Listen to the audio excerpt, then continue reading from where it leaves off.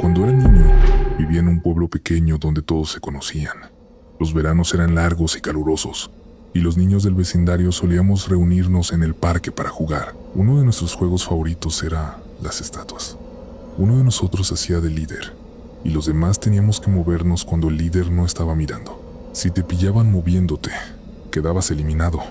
Era un juego simple e inocente hasta que el verano, todo comenzó una noche de julio. Éramos 5. Ana, Luis, Carla, Diego y yo. Habíamos estado jugando todo el día, y cuando el sol comenzó a ponerse, decidimos hacer una última ronda. Diego fue líder.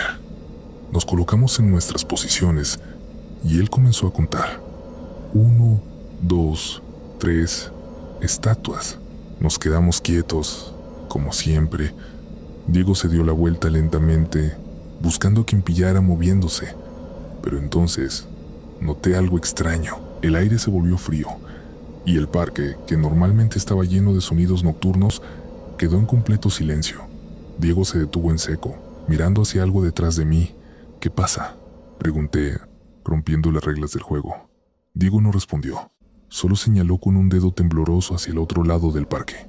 Me di la vuelta y lo vi. Era una figura alta, vestida de negro, con una postura rígida y antinatural. Parecía una estatua, pero no estaba allí antes. Nos miramos entre nosotros, confundidos y asustados. ¿Es una broma?, susurró Ana, pero nadie respondió. Diego, siempre el más valiente, se acercó lentamente a la figura. Hola, dijo, pero no hubo respuesta. Cuando estuvo lo suficientemente cerca, extendió la mano para tocarla, y entonces la figura se movió. Fue rápido, como un relámpago. La figura giró su cabeza hacia Diego, y aunque no tenía rostro, sentimos su mirada. Diego gritó y retrocedió, pero la figura lo agarró del brazo. Lo arrastró hacia el centro del parque, donde desapareció en la oscuridad. Corrimos a casa gritando por ayuda. Los adultos organizaron una búsqueda, pero no encontraron rastro de Diego. La policía dijo que probablemente se había escapado, pero nosotros sabíamos la verdad. Algo se lo había llevado. Desde entonces, nunca más jugamos a las estatuas. Pero a veces, cuando paso por el parque por la noche, veo figuras en la distancia. No sé si son reales o solo mi imaginación, pero siempre me alejo rápidamente, porque sé que si me quedo quieto demasiado tiempo podrían volver a jugar.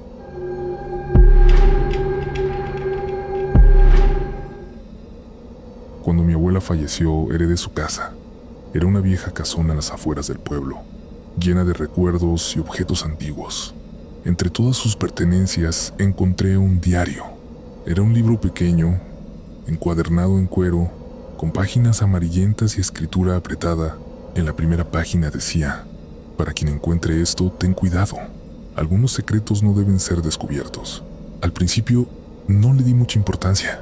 Pensé que era solo el dramatismo de una anciana, pero a medida que leía, me di cuenta de que el diario no era normal. Hablaba de rituales, de invocaciones, de algo que mi abuela llamaba el guardián. Según sus escritos, el guardián era una entidad que ella había invocado para proteger a la familia, pero que había salido mal. No lo dejes salir, escribió en una de las últimas páginas. Si lo haces, no podrás detenerlo. Una noche, decidí investigar más. En el sótano de la casa, encontré una habitación escondida detrás de una estantería. Dentro había un altar, cubierto de velas apagadas y símbolos extraños. En el centro del altar, había un espejo viejo, cubierto con una tela negra. Recordé las palabras de mi abuela: el guardián está en el espejo, no lo descubras. Pero la curiosidad pudo más que yo. Retiré la tela y me miré en el espejo. Al principio no pasó nada, pero entonces el reflejo comenzó a cambiar.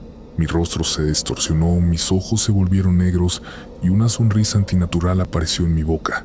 Grité y retrocedí, pero el reflejo no se movió. Se quedó allí, sonriéndome, hasta que volví a cubrir el espejo. Esa noche soñé con el guardián.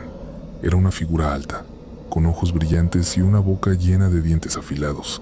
Me habló en un idioma que no entendía, pero sus intenciones eran claras. Quería salir, quería ser libre. Al día siguiente, encontré el diario abierto en la mesa de la cocina. En una página que no había visto antes, había un mensaje escrito con una letra temblorosa: ya es demasiado tarde. Desde entonces, las cosas han empeorado. Cada noche, escucho pasos en el pasillo, risas en el sótano y el sonido del espejo rompiéndose. Sé que el guardián está intentando salir y sé que cuando lo hagan no habrá forma de detenerlo. Ahora, el diario está en mis manos y cada vez que lo abro encuentro nuevas páginas escritas con mi letra, pero que no recuerdo haber escrito. Dicen cosas que no quiero entender, cosas que me llenan de miedo, porque sé que cuando el guardián salga no seré yo quien escriba en el diario.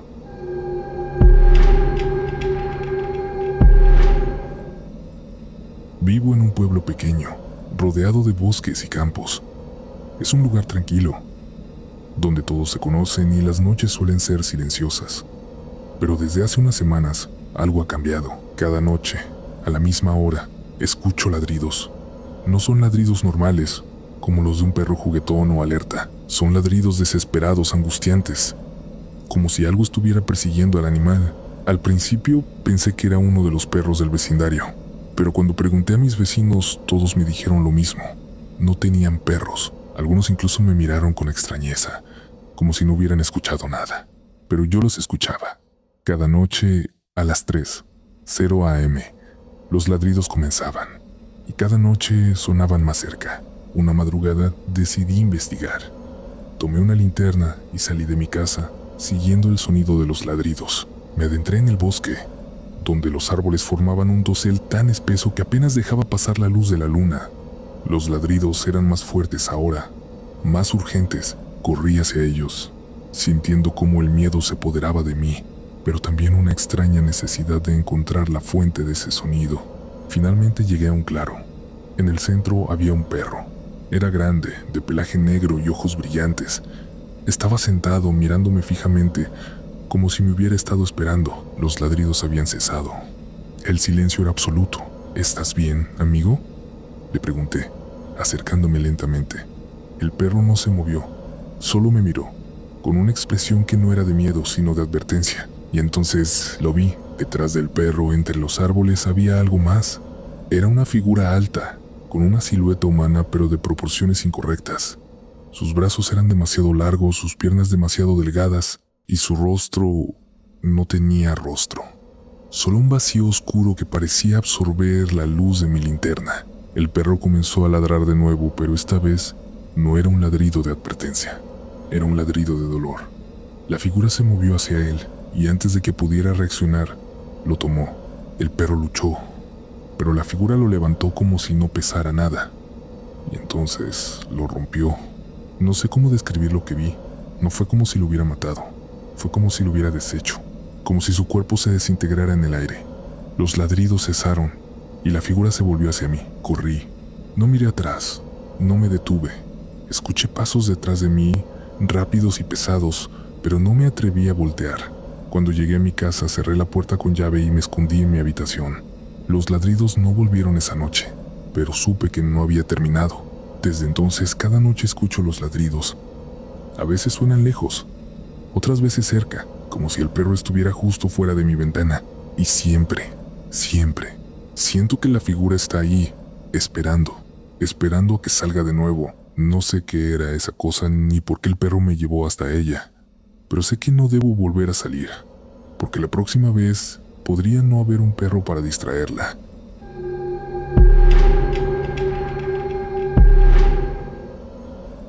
Era un parque normal como cualquier otro.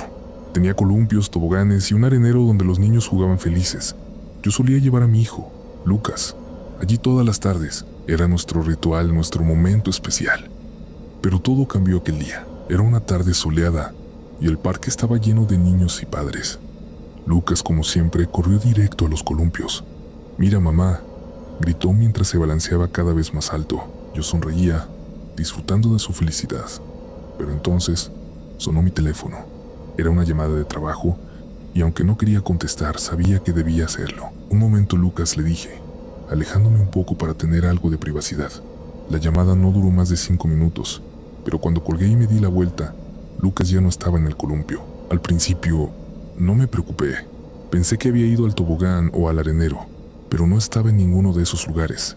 Lo llamé, recorrí el parque, pregunté a otros padres, pero nadie lo había visto. El pánico comenzó a apoderarse de mí. «¿Lucas?», grité, corriendo de un lado a otro, pero no hubo respuesta. Finalmente, un niño pequeño señaló hacia el bosque que bordeaba el parque. «Él se fue por ahí», dijo. Corrí hacia el bosque llamando a Lucas una y otra vez. El sol comenzaba a ponerse y las sombras se alargaban entre los árboles. Y entonces lo escuché. Era una risa, la risa de un niño, pero no era la risa de Lucas. Era aguda, casi antinatural. La seguí, adentrándome más en el bosque, hasta que llegué a un claro. Allí, en el centro, había un columpio viejo y oxidado, y en él, sentado, estaba Lucas. «¡Lucas!», grité, corriendo hacia él. Pero cuando llegué me di cuenta de que algo estaba mal. Lucas no se movía, no me miraba, solo estaba sentado, balanceándose lentamente, con una expresión vacía en su rostro. «Lucas, ¿estás bien?», le pregunté, tocando su hombro. Y entonces lo vi. Sus ojos no eran los de mi hijo, eran negros, completamente negros, como si algo hubiera tomado su lugar. Grité y lo tomé en mis brazos, corriendo de vuelta al parque. Pero cuando llegué, el parque estaba vacío. No había niños, ni padres, ni sonidos, solo el viento silbando entre los árboles. Desde entonces, Lucas no ha sido el mismo. No habla, no sonríe, solo se balancea en su columpio, mirando al vacío. Los médicos no saben qué le pasa, pero yo sé la verdad. Algo en ese bosque se lo llevó, y lo que regresó no es mi hijo. Ahora, cada noche, escucho risas en el jardín, y cuando miro por la ventana, veo a Lucas en su columpio, balanceándose lentamente, con esos ojos negros que no son suyos.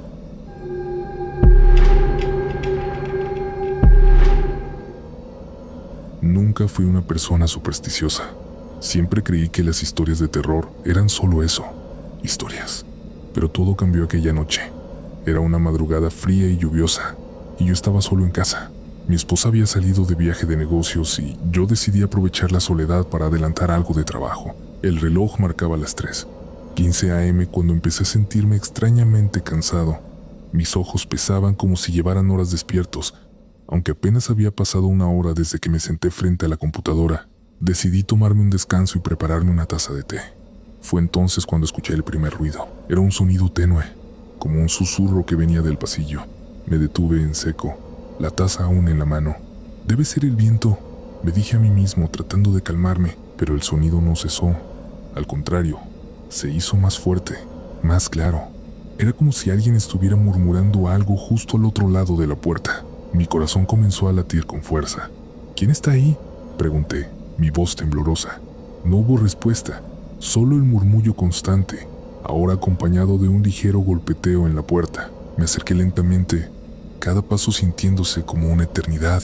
Cuando finalmente alcancé la puerta, el murmullo se detuvo bruscamente. Respiré hondo y abrí la puerta, esperando encontrar, no sé, tal vez un gato o una rama golpeando la ventana, pero no había nada. Solo el pasillo vacío y oscuro. Cerré la puerta y me apoyé en ella, tratando de calmarme. Fue entonces cuando el teléfono sonó. El timbre me hizo saltar. Miré el reloj. 3:17 a.m. ¿Quién podría estar llamando a esta hora? Con mano temblorosa, alcancé el teléfono y lo llevé a mi oído. «¿Hola?», dije, mi voz apenas un susurro. Al otro lado de la línea solo había silencio, pero no era un silencio normal. Era un silencio pesado, opresivo, como si algo estuviera allí, esperando. Y entonces escuché una voz. Era baja, gutural, como si viniera de muy lejos. «Estoy aquí», dijo la voz. Colgué el teléfono de inmediato, mi corazón latiendo como un tambor. Me dije a mí mismo que era una broma, un error, pero no podía sacudir la sensación de que algo estaba terriblemente mal. Desde aquella noche, el teléfono sigue sonando a las 3:17 a.m. Siempre es la misma voz, diciendo las mismas palabras. He intentado cambiar de número, mudarme, incluso deshacerme del teléfono, pero nada funciona. La llamada siempre llega, y lo peor es que cada vez la voz suena más cerca.